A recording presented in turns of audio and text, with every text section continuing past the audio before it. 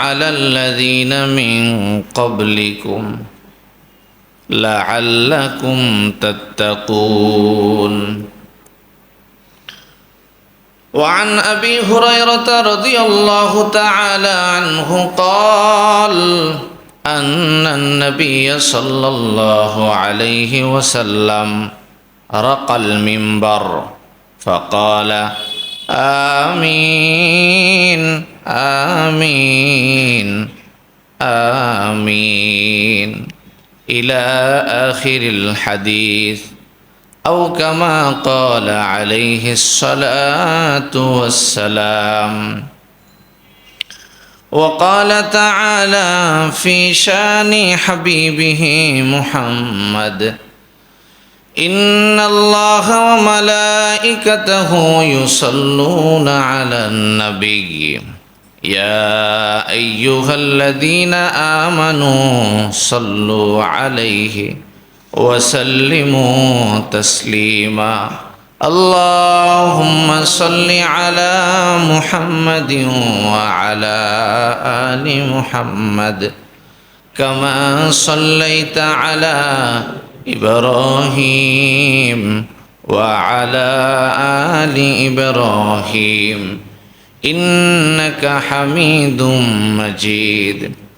اللهم بارك على محمد وعلى آل محمد كما باركت على إبراهيم وعلى آل إبراهيم إنك حميد مجيد. بلغ العلا بكماله كشف الدجى بجماله حسنت جميع خصاله صلوا عليه وآله. بلغ العلا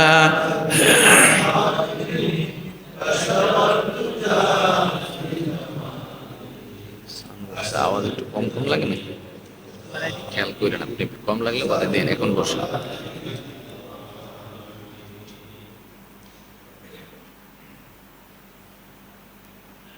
আলহামদুলিল্লাহ, আল্লাহর অশেষ দয়া, আমাদের 2025 ইংরেজি বিবেচনায়, আরবি বিবেচনায় 1436 রমজান মাসের শেষ জুমায় আল্লাহ আমাদেরকে শামিল করেছেন, যেটাকে প্রচলিতভাবে আমরা শুনি জুমাতুল বিদা বলে। পুরো সময়, পুরো মাস আমাকে হায়াত দিয়া, ইবাদতের সুযোগ দিয়া, ইমানের দৌলত দিয়া শেষ জুমায় আমাকে উপনীত করেছেন যিনি, তার দরবারে বলি আলহামদুলিল্লাহ। প্রিয় ভাই, নাজাত, মাগফিরাত আর রহমত, এই তিনটা স্লোগান নিয়ে রমজান আমাদের সামনে এসেছিল। সর্বশেষ নাজাত তথা মুক্তির এই স্লোগান দিয়েই রমজান আমাদের থেকে বিদায় নেবে। তো যেই মাকসাদ, যেই উদ্দেশ্য নিয়ে রমজান আমাদের কাছে এসেছে, তার প্রথমত এবং অন্যতম শ্রেষ্ঠ হলো বান্দাকে আল্লাহ মাফ করে দিবেন, ক্ষমা পাবে, মুক্তি পাবে, নাজাত পাবে, জাহান্নাম থেকে জান্নাতের উপযুক্ত হবে।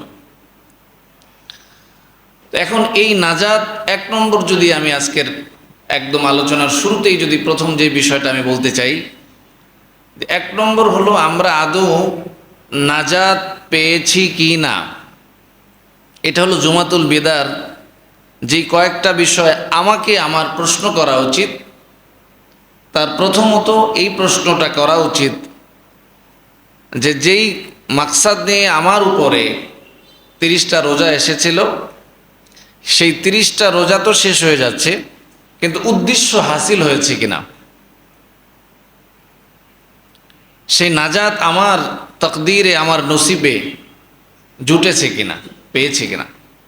প্রিয় ভাই, প্রসিদ্ধ হাদিস মুসলিম এবং বুখারী, আবু দাউদ কয়েকটা কিতাবের মধ্যে হাদিসটা আসছে। রাসূল সাল্লাল্লাহু আলাইহি ওয়াসাল্লামের পবিত্র জবানে হযরত জিবরিলের পবিত্র জবানের দোয়াকে পূর্ণ সমর্থন করার সেই হাদিস আপনারা জানেন। রাসূল সাল্লাল্লাহু আলাইহি ওয়াসাল্লামের এই হাদিসটা রাসূলের 10 বছর ততোধিক সময় একদম কাছে থেকে যিনি সেবা করেছেন, দ্বীনি ইলম শিখেছেন, রাসূলের দরবার তথা মসজিদে নববীতে একান্ত সময় পার করেছেন ইলমে ওহীর জন্য, সেই বিখ্যাত সাহাবী হযরত আবু হুরায়রা রাদিয়াল্লাহু তাআলা আনহু তিনি বলছেন, হাদিসটা তিনি রিওয়ায়াত করছেন, কি বলছেন? তিনি বলেন, আন আবি হুরায়রা রাদিয়াল্লাহু তাআলা আনহু قال أن النبي صلى الله عليه وسلم رقى المنبر فقال آمين آمين آمين। বিশ্বনবী সাল্লাল্লাহু আলাইহি ওয়াসাল্লাম মেম্বরে আরোহণ করেছেন, আমি পাশেই বসা। রাসূল প্রথম মেম্বরে উঠলেন, বললেন আমিন। দ্বিতীয় স্তর তথা সিঁড়ি উঠলেন, বললেন আমিন। আবার 3 নম্বর সিঁড়িতে উঠলেন, বললেন আমিন। রাসূলের জিন্দেগিতে অস্বাভাবিক এই দোয়া, যার আগে কোনো দোয়া নাই, শুধু সমর্থন আছে। আমরা দোয়া করার পরে বলি আমিন, রাসূল আগে কোনো দোয়া নাই, শুধু বলছেন আমিন, তাও 3 বার বলেছেন, তাও জুমার মেম্বরে ওঠার সময়। রাসূল যখন নেমেছেন, সাহাবায়ে কেরাম বললেন, ইয়া রাসূলুল্লাহ মা তাসনাউ হাদা, ইয়া রাসূলুল্লাহ এটা কি হলো? আপনার জিন্দেগিতে এমন কোনো অবস্থা তো আমরা দেখি না ইতিপূর্বে, কি হয়েছে? কার জন্য দোয়া করেছেন, কার জন্য বদদোয়া করেছেন? ইয়া রাসূলুল্লাহ আমাদেরকে মেহেরবানি করে জানিয়ে দিন। রাসূল বললেন, আতা জিবরিল ফাকালা, জিবরিল আলাইহিস সালাম আসলেন, আমার কানে কানে বললেন, আমি যখন মেম্বরের নিচে, কানে কানে বললেন, যেই সন্তান দুনিয়াতে বেঁচে আছে, বাবা মার মতো মহা সম্পদ তার সামনে জীবিত আছে, বাবা মা 2 জনকে অথবা 1 জনকে পেয়েছে, কিন্তু বাবা মার জবান থেকে, দিল থেকে এই দোয়া নিয়ে সে জান্নাত গ্রহণ করতে পারে নাই, অর্জন করতে পারে নাই। এক কথায় বাবা মার সন্তুষ্টি তার জীবনে অর্জন করতে পারে নাই। জিবরিল বলেছেন, এমন কপাল পোড়া সন্তানের জন্য কোনোভাবেই যেন জান্নাত নসিব না হয়, দুর্ভাগা হয়, হতভাগা হয়। হাদিসের মধ্যে আসছে রাগাল মেম্বার, রাগা আনফ শব্দের অর্থ হলো তার নাক ধুলায় দূষরিত হোক। ব্যাখ্যা কেউ কেউ করতে পারে, ধুলায় দূষরিত যদি হয় তবে ধ্বংস কেন আসলো? প্রিয় ভাই, ব্যাখ্যার জন্য বলছি, আরবের পরিভাষা অনুযায়ী কোনো ব্যক্তিকে যদি বলে তোমার নাক ধুলায় দূষরিত হোক, তার মানে তিনি তার অকল্যাণ কামনা করলেন। আর অকল্যাণ কামনা যদি জিবরিল কারো করে, তার ধ্বংসের কোনো বিকল্প থাকে না। জিবরিল বললেন, ইয়া রাসূলুল্লাহ কোন সন্তান তার বাবা অথবা মাকে পেয়ে বাবা মার সন্তুষ্টি অর্জন করে নাই, এই অবস্থায় বাবা দুনিয়া থেকে বিদায় নিয়েছেন, মা দুনিয়া থেকে বিদায় নিয়েছেন, আমি দোয়া করছি আপনার সামনে ওই সন্তান যেন ধ্বংস হয়ে যায়। রাসূল বললেন, আমি এই দোয়া শোনার সাথে সাথে বলেছি আমিন। আবার জিবরিল আমার কানে কানে বললেন, ইয়া রাসূলুল্লাহ 12টা মাসের মধ্যে একটা মাস আপনার উম্মতের জন্য বিশেষভাবে আল্লাহ পাঠাইছেন, ধুয়ে মুছে পরিষ্কার করে জান্নাতের উপযুক্ত বানানোর জন্য। ইয়া রাসূলুল্লাহ যেই মাসে রহমত এনেছেন, মাগফিরাত এনেছেন, নাজাত এনেছেন আপনার উম্মতকে ক্ষমা করার জন্য। ইয়া রাসূলুল্লাহ আপনি সাক্ষী থাকেন, এই 3টা মহামূল্যবান নিয়ামত সামনে পাওয়ার পরেও যার নসিবে ক্ষমা আসে নাই, মাগফিরাত আসে নাই, আর রহমত লাভ করতে পারে নাই, আমি জিবরিল দোয়া করছি এরকম উম্মত আর এরকম বান্দাও যেন ধ্বংস হয়ে যায়। রাসূল বললেন, আমি এই দোয়া শোনার সাথে সাথে বিবেচনার কথাবার্তা ছাড়াই সাথে সাথে বলেছি আমিন। 3 নম্বর, জিবরিল আলাইহিস সালাম আমার কানে কানে বললেন, ইয়া রাসূলুল্লাহ, দোজাখানের সরদারের স্বীকৃতি আমরা আপনাকে দেই নাই, স্বয়ং খালেক, স্বয়ং আসমান জমিনের মালিক আপনাকে দিয়েছেন। সাইয়্যিদুল মুরসালিন, সকল নবীদের সরদার আমরা আপনাকে স্বীকৃতি দেই নাই, দেওয়ার যোগ্যতাও নাই, দুনিয়ার কোনো মাখলুক দেয় নাই। স্বয়ং আল্লাহ তাআলা আপনাকে সাইয়্যিদুল মুরসালিন বলেছেন, কাউনাইন বলছেন, সরদার বলেছেন, দোজাহানের সকল নবীদের শ্রেষ্ঠ নবী বলেছেন, খাতামুন নবী বলেছেন।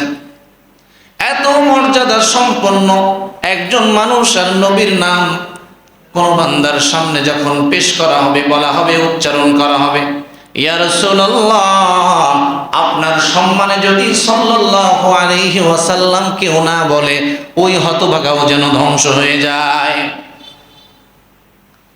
রাসূল বললেন, আমি দোয়া শোনার সাথে সাথে আমিন বলেছি। সাহাবায়ে কেরামকে উদ্দেশ্য করে রাসূল বললেন, শোনো, জিবরিল দোয়া করেছেন। জিবরিল কিন্তু নিজের পক্ষ থেকে দোয়া করতে আসেন নাই। কার পক্ষ থেকে এসেছেন? জিবরিল আল্লাহর পক্ষ থেকে দোয়া করতে এসে আমার সমর্থন আশা করেছে, আমার কানে কানে বলে সমর্থন আশা করেছে। আমি সমর্থন দিয়েছি, কারণ আল্লাহর ইচ্ছা, আল্লাহর মানসার সাথে তোমাদের রাসূল কখনোই দ্বিমত করার সুযোগ রাখে না, ইচ্ছা রাখে না। সুতরাং এই 3টা দোয়া যার উপরে প্রযোজ্য হবে তার ধ্বংস নিঃসন্দেহে অনিবার্য। প্রিয় ভাই, ধ্বংস অনিবার্য। কে দোয়া করেছেন? জিবরিলদের সর্দার, মানে ফেরেশতাদের সর্দার। কার অনুমতি ক্রমে করেছেন? আল্লাহর অনুমতি ক্রমে করেছেন। কার সুপারিশ? সুপারিশ মানে আমরা দরখাস্ত লিখি, আমাদের ছেলেরা, ছাত্ররা দরখাস্ত লেখে, লেখার পরে মুহতামিম সাহেব হুজুরের সত্যায়নের আগে, তার এটাকে কি বলে, মঞ্জুরির আগে সিনিয়র গ্রহণযোগ্য একজন ওস্তাদের সত্যায়ন বা সুপারিশ লাগে। ওই সুপারিশটা দেখার পরে মুহতামিম সাহেব নিশ্চিন্ত হন ছেলেটার আবেদন যথার্থ। কারণ মুহতামিম সাহেব বা প্রিন্সিপাল সাহেব প্রত্যেকটা ছেলের হালত তো সবসময় জানা সম্ভব না। ওই বিভাগীয় প্রধান অথবা মাদ্রাসার সামগ্রিক সংবাদ যিনি রাখেন, তিনি যখন বলেন ছেলেটির অসুবিধাটা যৌক্তিক, আমি তার 3 দিনের ছুটির মঞ্জুরির জন্য অনুরোধ করছি, এই কথাটা লেখায়, এই সুপারিশটা করায় মুহতামিম সাহেব নির্দ্বিধায় সত্যায়ন করে দেন, মঞ্জুরি দিয়ে দেন, যাও তোমার ছুটি মঞ্জুর। সুতরাং আল্লাহ তাআলার নির্দেশে জিবরিলের উচ্চারণে যে দোয়া হয়েছে, রাসূল সেখানে সত্যায়ন করেছেন, সুপারিশ করেছেন। এই দোয়ার দরখাস্তের কাগজ আল্লাহর দরবারে গেলে কবুল হবে? কবুল হবে? 100% কবুল হবে। প্রিয় ভাই, এই জন্য আপনাদেরকে বলি, অবশ্যই এই রমজান শেষ হওয়ার আগে আমাকে ক্ষমা পাইতে হবে। রমজান শেষ হওয়ার আগে আমাকে ক্ষমা পাইতে হবে। যদি না পাই, হাদিস বলছে আমার জন্য ধ্বংস অনিবার্য। ওরে ভাই, এই দোয়া তো ব্যাপক। রমজান পেয়ে যে ক্ষমা পায় নাই সে যেন ধ্বংস হয়। এইখানে কত বড় বড় সত্তা যুক্ত আমার বিরুদ্ধে, আল্লাহ মাফ করেন, মানে আমি যদি ক্ষমা না পাই তবে এই দোয়াটা আমার বিরুদ্ধে। এজন্য আপনাদেরকে, আমাদেরকে, আমার নফসকে আমরা বলবো, শাওয়ালের চাঁদ ওঠার আগে যদি তুমি ক্ষমা না পাও অথবা ক্ষমা পাওয়ার কাজ করতে না পারো, তোমার জন্য অবশ্যই ধ্বংস, নিঃসন্দেহে ধ্বংস। এজন্য প্রিয় ভাই, ধ্বংসের হাত থেকে নির্দ্বিধায় যে ধ্বংস আমার জন্য অপেক্ষা করছে। ধ্বংস মানে কি? এখন অনেক কথা থাকতে পারে, সময় কম, 2-3টা টপিকে কথা বলে শেষ করে দিব। ধ্বংস বলে কেউ আমরা মনে করতে পারি, হুজুর কত রমজান গেল, দোয়াই তো করি নাই, ইবাদতই করি নাই, ফরজ রোজাও রাখি নাই, চাকরি নিয়া, ব্যবসা নিয়া, এরপরে কি পরিবার নিয়া, রাজনীতি নিয়া, বিভিন্ন বিষয় নিয়া ব্যস্ত ছিলাম। কই, পরবর্তী বছর তো আমার ব্যবসা আরো ভালো হয়েছে। আগে তো আমার 3 সেট ছিল, আমি এখন 6 তলা করছি। থাকতে পারে না প্রশ্ন? প্রিয় ভাই, ধ্বংস কারে বলে জানেন? কোরআন শরীফের মধ্যে আয়াত আছে, 2 নম্বর পারার সম্ভবত, 13 নম্বর পৃষ্ঠায় আছে। 4 নম্বর পারার 13 নম্বর পৃষ্ঠা সম্ভবত আছে আয়াতটা। আল্লাহ বলছেন ধ্বংস আর সফলতার সংজ্ঞা তোমরা যেটা ভালো ওইটা না, তোমরা যেটা ভাবতেছো সংজ্ঞা ওইটা না। সংজ্ঞা হলো ফামান যুহজিহা আনিন নার ওয়া উদখিলাল জান্নাহ ফাকাদ ফাজ। আল্লাহ বলছেন যাকে জাহান্নামের লিস্টটা কাইটা দিব, নামটা সরায়া যত্নের সাথে জান্নাতীদের লিস্টের মধ্যে প্রবেশ করায়া দিব, ফাকাদ ফাজ, দুনিয়া আখিরাতে সেই কেবল সফল, সেই ধ্বংসের হাত থেকে বেঁচে গেল। কিন্তু দুনিয়াতে টিন শেড থেকে 6 তলা, 6 তলা থেকে 8 তলা, 8 তলা থেকে 20 তলা, যত প্রক্রিয়া দুনিয়ার দৃষ্টিতে তোমরা ভাবো, স্যালারি 25 থেকে 50, 50 থেকে 1 লাখ, এই প্রত্যেকটা জিনিস তোমার দৃষ্টিতে যেটা সফলতা, আমার দৃষ্টিতে কোরআনে স্পষ্ট বলে দিলাম এগুলো সফলতা নয়। সফলতা যদি তোমার নাম শাওয়ালের চাঁদ ওঠার আগে জাহান্নামের লিস্ট থেকে কাটাইতে পারো, সুপারিশ করে হোক, কান্নাকাটি করে হোক, যেভাবেই হোক না কেন, ইফতারির পূর্বে মুহূর্তে কত সুন্দর সময় দোয়া করে যদি নিজের জীবন থেকে জাহান্নামের লিস্টটা কাটাইতে পারো, তুমি সফল, নতুবা তুমি ধ্বংস হয়ে যাবে। এই জন্য ভাই, আমার বাহ্যিক জিন্দেগিতে কোনো উন্নতি হয়েছে কিনা, অবনতি হয়েছে কিনা, এই বিষয়টা পরে ভাইবা। আমি যেন সেই কাতারের মধ্যে থাকতে পারি, সেই কাতারে যেন আমি উন্নীত হতে পারি, জাহান্নাম থেকে জান্নাতীদের মধ্যে উঠতে পারি, এই জন্য দোয়া করা এবং এই জন্য ক্ষমা চাইতেই থাকা, ক্ষমা নিয়ে নেওয়া 1 নম্বর বিষয়। আমি এখানে যদি একটা কথা যুক্ত করি প্রিয় ভাই, ক্ষমা আমাকে পাইতেই হবে। ক্ষমা যদি পাইতে হয়, দেখেন বাজারের মধ্যে এখন কি হয়, আমরা বিভিন্ন জায়গায় দেখি, আপনারাও দেখেন, 500 টাকার ভাড়া 1000 টাকা। যিনি নিতেছেন উনিও তো লাইলাতুল কদর ওনার সামনেও আসছে নাকি, আসে নাই? ওনার নাম দেখা গেল আব্দুল্লাহ, আপনার নামের থেকে আরো সুন্দর, আব্দুর রহমান অথবা মুহাম্মদ, রাসূলের নামে নাম। ওনার বাপে 8বার হজ করছেন, ওনার খালাতো ভাই একজন ইমাম, হ্যাঁ, আরো কত কিছু হইতে পারে না ভাই? এই এত কিছুর পরেও একটা মানুষ মানে কর্মস্থল থেকে বাড়িতে যাবে, বছরে একটা সময় ছুটি পাইছে, একটু আরাম করে যাবে। প্রথমত ওই ভাড়াওয়ালারা যারা ভাড়া নেন তারা আলহামদুলিল্লাহ নিজ দায়িত্বে এদের বকশিস দেন। এটা কেমন কথা, বকশিস দিব? বকশিস যদি হয় তাহলে বাধ্য করে হয় নাকি বকশিস? ভাড়া যদি 500 টাকা হয়, আপনি ভাড়া নেওয়ার পরে বলতে পারেন যে ভাই আমরা তো এনে স্টাফ আছি 4 জন, আপনারা 50 জন যাত্রী আছেন, আপনারা আমাদের কিছু বকশিস দেওয়া যায়। সবাই 10 টাকা করে দিলেও তো ওর এক বেলার খাবারের আয়োজন হয়ে যাবে নাকি ভাই? কিন্তু ও যদি 1000 টাকা, 500 টাকার ভাড়া 1000 টাকা নিয়ে একদম মানে এটাকে বলে ঠেকায়া, এরপরে কিছু বলতে গেলে যদি বলে এটা বকশিস মেয়ে যান, কত কেন বেশি, এদের বকশিস দিবেন না আপনারা? এখন জোর করে এই বকশিস নিয়ে উনি লাইলাতুল কদরে যতই কয় আল্লাহ মাফ করে দিয়েন, আল্লাহ অত সোজা না, অত সোজা না। আপনি জানেন একজন মানুষের মর্যাদা কত বেশি, ইন্না আকরামাকুম ইনদাল্লাহি আতকাকুম। বাড়ি থেকে বের হয়, ছেলের জন্য একটা কাপড় কিনছে, মেয়ের জন্য একটা কাপড় কিনছে, মার জন্য একটু হাদিয়া কিনছে, ছোট ছোট বাচ্চাদের জন্য কিছু নতুন টাকা নিয়ে গ্রামে রওনা হয়েছে।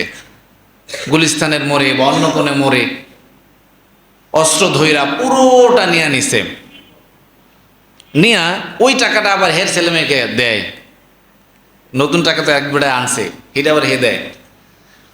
ওই ঈদের বাজারগুলো তার সন্তানকে পড়তে দেয়, ওই টাকাটা দিয়ে সেই ঈদের ভালো বাজার কইরা খাবার দাবার খায়, আর ভোর রাত্রে খালি কান্নাকাটি করে আল্লাহ মাফ করে দেন। মাফ করবে আল্লাহ? কি বলেন? প্রিয় ভাই, মেহেরবানি করে পরিবহন সিন্ডিকেট, মার্কেট, শপিং মল, এই যে যাত্রাপথে ঘরমুখ মানুষের যে কষ্টগুলো, বিশ্বাস করেন মানুষকে আপনি যদি সম্মান করতে না পারেন, মানুষের নিরাপত্তা, মানুষের সফলতা কামনা করার এই ইচ্ছাটুকু আমার জেহেনের মধ্যে যদি না থাকে, কেমনে হবে বলেন? সাহাবায়ে কেরাম মুমূর্ষু অবস্থায় 7 জন 10 জন সাহাবায়ে কেরাম একই সাথে মুমূর্ষু অবস্থায়, পানি নাই, একটুখানি পানি আছে। প্রথম জন বললেন ভাই পানির পিপাসা লাগছে, কেউ কি পানি দিবেন? পানি নিয়ে গেলেন, উনি পানি মুখে দেওয়ার আগে আগে আরেকজন বললেন ভাই পানি আছে কারো কাছে, আমার জীবন চলে যাচ্ছে। উনি বললেন আমার ভাইকে দেন। এভাবে ঘুরতে ঘুরতে প্রত্যেকে শাহাদাত বরণ করলেন। এই ঘটনা তো আমাদের পূর্বসূরীদের, তাদের পরিচয় দিয়ে আমরা জীবনে বেঁচে আছি, পরকালে ইনশাল্লাহ তাদের পরিচয় দিব। তো তাদের পরিচয় দিতে গিয়ে যদি আমি নিজে এই কাজগুলো করি, তবে ক্ষমা পাওয়ার আশা করা যায়? অবশ্যই আমরা আহ্বান করব, অনুরোধ করব, নিজে সচেতন থাকব। আমার এই ঈদ যাত্রায় ঘরমুখো কোনো ভাইয়ের, আবার অনেকে আছে, অনেকে এখন বাড়িতে যাবেন ঈদে, ঈদে বাড়িতে গেলে দেখা যাবে আয়শা ওনার তালা ভাঙ্গা। হ্যাঁ, হয় না ভাই? মেহরবানি করে সতর্ক থাকবেন। আমাদের নাইট গার্ড 2 জন 3 জন 5 জনেরা যা থাকেন, ওনারা ছুটি দরকার আছে বা অনেক সময় থাকেন বা কম বেশি হতে পারে। এখন আপনি যদি আর একজনের ঈদ যাত্রায় এত বড় একটা ক্ষতি আর সর্বনাশ করেন, বিশ্বাস করেন 1 লক্ষ বার রমজান আসবে যাবে, আপনাকে ধুয়ে মুছে পরিষ্কার করবে না। কারণ রমজান পরিষ্কার তাকে করবে যে উপযুক্ত ব্যক্তি ছাড়া তো হবে না। এই জন্য আমাদের অনুরোধ থাকবে, নিঃসন্দেহে রমজান শেষ হওয়ার আগেই আমি আমার ক্ষমা চেয়ে নিব। ক্ষমা চাওয়ার স্বার্থে আমি আমার কোনো ভাইকে কষ্ট দিব না, কোনো কাজে তার সর্বনাশ করব না। তার স্বপ্ন, বছরে মরানো যে স্বপ্নটা, সন্তানের জন্য যে নতুন টাকাটা রেখেছেন, কাপড় চোপড় কিনেছেন, এর উপরে আমি বাম হাত ঢুকায়া তার চোখের পানি নিয়ে আসবো না। পারবো ইনশাআল্লাহ? 2 নম্বর, ক্ষমা পাওয়ার জন্য দোয়া করবেন।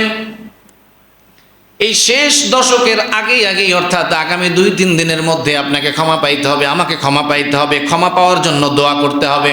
কি দোয়া করবেন? 1 নম্বরে দোয়া করবেন, আল্লাহ রমজান তো শেষ, জানি না নাজাত প্রাপ্তদের দলের মধ্যে আমি আছি কিনা। এ আল্লাহ, ইফতারির পূর্ব মুহূর্তে আপনি দোয়া কবুল করবেন বলে ওয়াদা দিয়েছেন। মুসলিম শরীফের মধ্যে আছে, রাসূল বলছেন, সালাসাতুন লা তুরাদ্দু দাওয়াতুহুম আস-সাইম হিনা ইফতার। 3 ব্যক্তির দোয়া আমি কখনো ফেরত দেই না।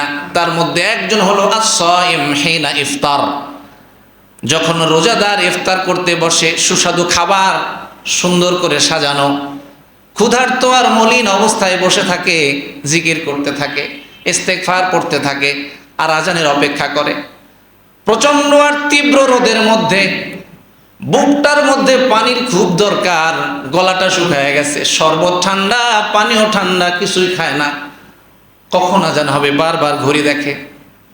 প্রিয় ভাই, আল্লাহ বলছেন এই মুহূর্তগুলো আমি সুন্দর করে রেকর্ড করে রাখি,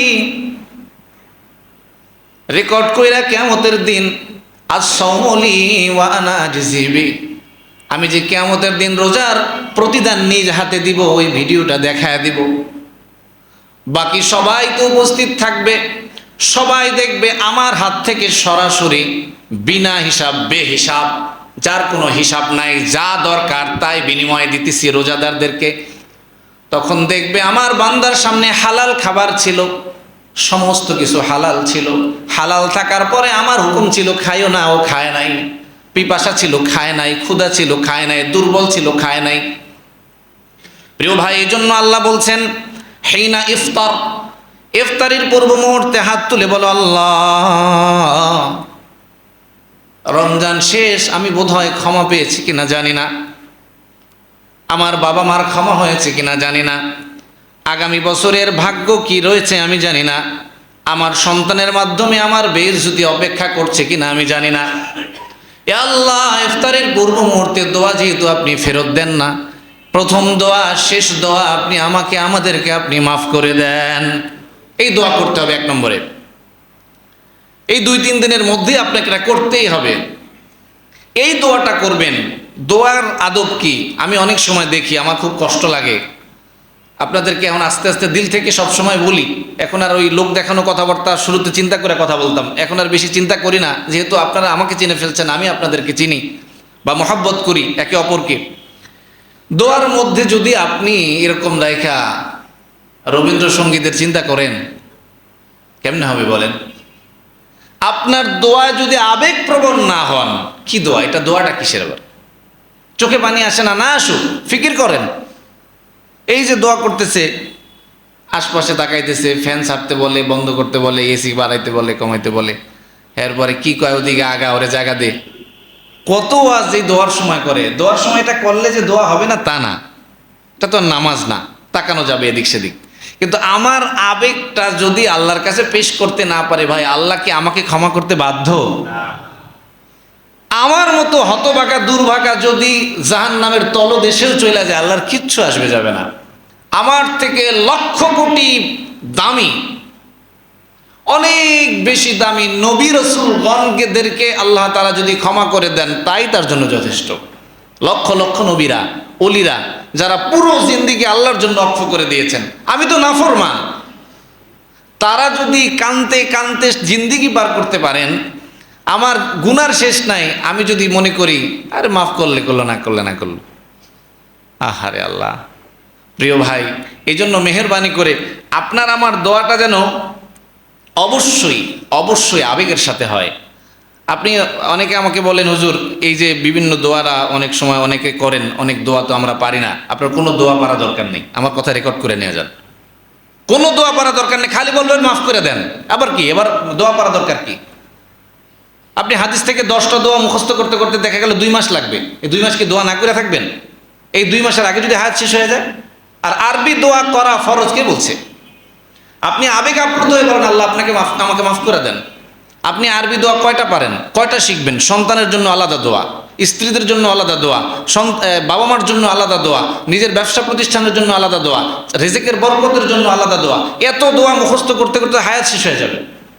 যদি পারেন আলহামদুলিল্লাহ, কিন্তু দোয়া পারি না বলে দোয়া করব না, এটা হয় না। বাংলায় নিজের ভাষায়, যেই ভাষায় আপনি পারবেন আবেগ আপ্লুত হয়ে, আপনারা এই কোনো সামাজিকতা দেখাবেন না, আমি নিজেও দেখাই না। এত বিশুদ্ধ দোয়া খুঁজা বাইর করার কোনো দরকার নেই। অনেকে আবার করে কি, ওই দোয়া যেহেতু মুখস্থ পারে না, পুরোটা এক জায়গা থেকে আয়না মোনাজাতের সময় সামনে নিয়ে পুরোটাই পড়ে, কপালে যা আছে পুরোটাও পড়তেই হবে।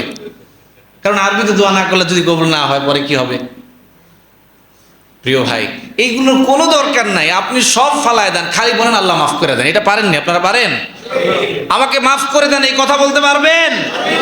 এই কথা বলবেন, আর কিচ্ছু বলা দরকার নেই। আমাকে মাফ করে দেন, মাফ করে দেন, যা করছি সব মাফ করে দেন।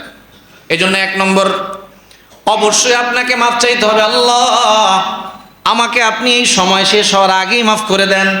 2 নম্বরে বলবেন, আল্লাহ প্রায় 27টা দিন পার হয়ে গেল, আপনি যতটুকু তৌফিক দিছিলেন, নামাজ পড়ছি, রোজা রাখছি, সদকা করছি, আল্লাহ জাকাত দেওয়ার চেষ্টা করছি, ফিতরা দেওয়ার চেষ্টা করছি, আল্লাহ ভোর রাত্রেও জাগছি, আমার চোখের পানি আপনার দরবারে আমি পেশ করছি। আল্লাহ আমার পুরো রমজান মাসের যতটুকু ইবাদত করছি সবটুকু কবুল কইরা নেন। 2 নম্বর দোয়া। তার মানে আমাদের আলোচনার 2 নম্বর কথা হলো, আমি যদি এই নাজাত পেতে চাই, 1 নম্বর ছিল হলো নাজাত পাইতেই হবে যেভাবেই হোক না কেন, যদি না পাই আমার জন্য ধ্বংস অনিবার্য। 2 নম্বর কথা ছিল, এই নাজাত পাওয়ার জন্য আমাকে যে কাজটা এই মুহূর্তে করতে হবে সেটা হলো দোয়া করতে হবে, আল্লাহ আমাকে মাফ করে দেন। 2 নম্বর হলো দোয়া করতে হবে এই কথা বলে, আল্লাহ আমি যতটুকু ইবাদত করছি আপনি তৌফিক দিছিলেন, আমার বেয়াদবি যদি আপনি হিসাব করেন আমার এই আমল ডাস্টবিনে যাবে নিঃসন্দেহে। আমার অপারগতা যদি আপনি হিসেব করেন আমার এই আমল ডাস্টবিনে যাবে। আপনি মেহেরবানি করে আমার আমলগুলোর ত্রুটি ক্ষমা করে কবুল করে নেন। পারবেন ইনশাআল্লাহ?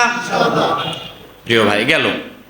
এরপরে দেখেন, আপনি বলবেন যে হুজুর দোয়া করব, আমল করছি, এই দোয়াটা আবার করা দরকার কি? দেখেন, আমি যত বিশুদ্ধভাবে, যত পরিশুদ্ধভাবে ইবাদত করি না কেন, আমার এই ইবাদতটা আল্লাহর কাছে আদৌ বিশুদ্ধ হয়েছে কিনা এ ব্যাপারে কোনো নিশ্চয়তা আমার আছে? নাই। নবীরা যেই আমল করতেন ওই আমল বিশুদ্ধ হয়েছে কিনা তাদের নিশ্চয়তা ছিল? অবশ্যই ছিল, অবশ্যই ছিল। কেন ভাই, কেন জানেন? কারণ নবীরা যেই কাজটা করতেন আল্লাহ বলছেন, ইয়া নবী আল্লাহ, কথার কথা একজন নবী, ইয়া মুসা তুমি কি করো, তুমি এই লাঠিটা নিক্ষেপ করো, সাপ হয়ে যাবে, সাপটা ধরো। এই মুসা তুমি পাহাড়ে ওঠো, আমার সাথে কথা বলো। এই মুসা তুমি নামাজ পড়ো। এই মুসা তুমি সমুদ্রের মধ্যে রাস্তা বানানোর উদ্দেশ্যে লাঠি দিয়ে আঘাত করো। তার মানে নবীরা যা কিছু বলতেন করতেন কার মাধ্যমে? আল্লাহর মাধ্যমে। অতএব তাদের কথাগুলো, ইবাদতগুলো বিশুদ্ধ হওয়ার কোনো বিকল্প নাই। এখন দেখেন, নবীরা, আমাদের মুয়াজ্জিন সাহেব এবং খাদিম সাহেব নিঃসন্দেহে আপনাদের সামনে ঘুরছেন,